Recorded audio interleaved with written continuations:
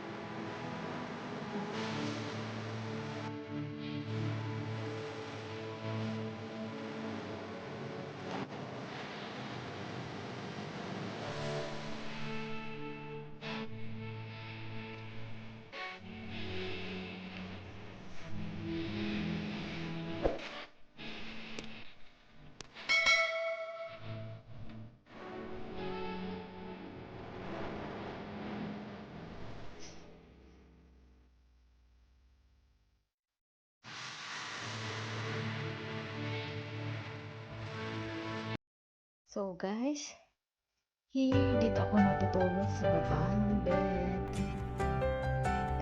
Kasi itong bed na to, hindi siya pwedeng higaan.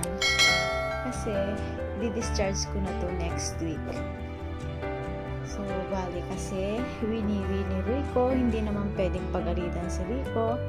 Kasi, hindi niya naman nawiwi nga siya. Ayun guys, so, magtitis ako itong 1 month. Dito ako matutulog sa extra bed. Itong bed na to, sa pang-guest ko kasi to eh. Itong bed, buti na lang, meron ako mga pang-guest na bed pag meron mag-overnight dito sa bahay ko.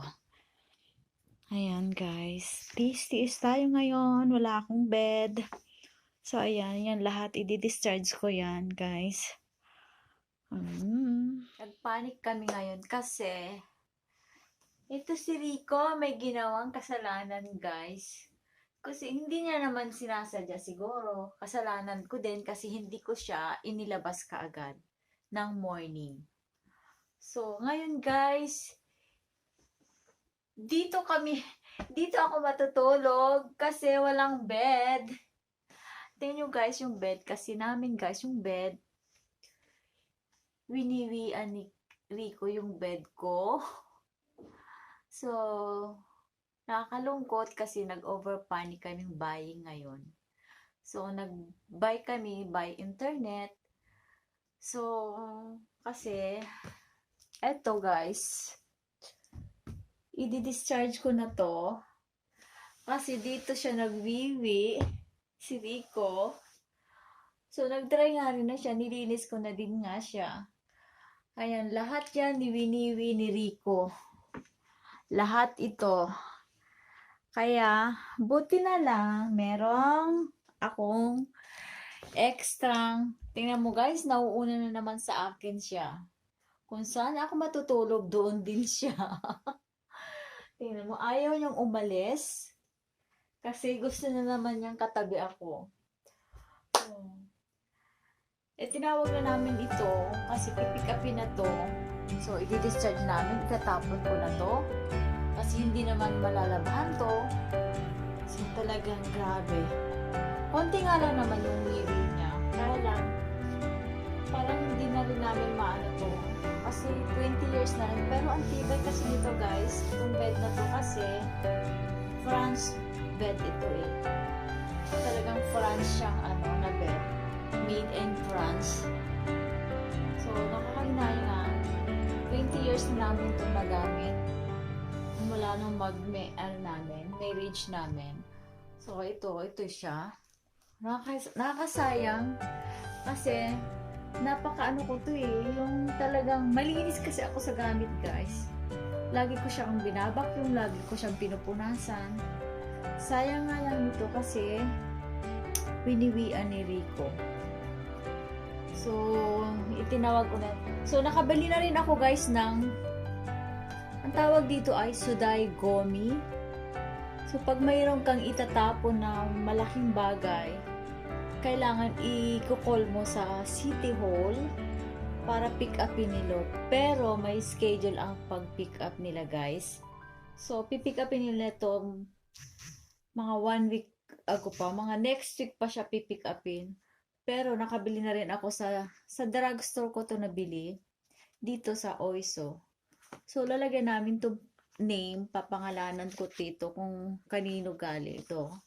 Lalagyan ko lang ng apelyido namin, family name, Inoue. So tapos na siya. So isisealed ko siya rito. Ito sa akin tong duplicate. So isisealed ko ng ganito. So alam na nila yon na So ilalagay ko lang sa harap ng bahay para pick upin nila to. So guys, nag-over panic talaga kami. So ngayon, nakapag-order na rin kami ng bed.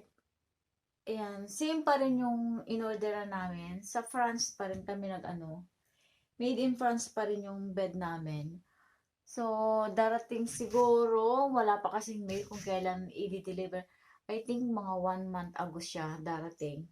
So, buti na lang at mayroon akong extra guest na sa guest kasi to eh.